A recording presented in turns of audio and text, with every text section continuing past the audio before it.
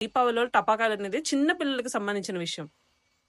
ఆ చిన్న పిల్లలు అసలు ఆ రోజు ఎప్పుడొస్తది, ఎప్పుడెప్పుడు కాల్చుకుందాం, పొద్దున్న లేచిన దగ్గర నుంచి నానబోయి ఇంట్లోకి టపాకాయలు తీసుకొచ్చేంత వరకు వాళ్ళకి అదొక ఎగ్జైట్మెంట్ విషయం.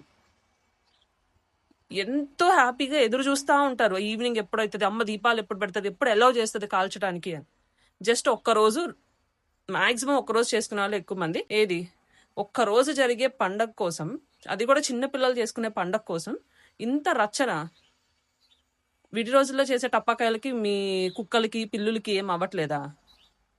అప్పుడు మాత్రం వాటికి స్పెషల్గా ఏమన్నా ఉంటున్నాయా? విడి రోజుల్లో కాలిస్తే అది దానిలో నుంచి వచ్చేది పొల్యూషన్ కాదా? పండగ పూట మాత్రమే కాలిస్తే వచ్చేది పొల్యూషన్. అది కూడా ఫలానా రిలీజియన్ వాళ్ళు అది నమ్మి ఆ పండగని గౌరవంగా చేసుకుంటూ ఆ పండగలో భాగంగా కాల్చుకునేది మాత్రమే మీకు అడ్డా.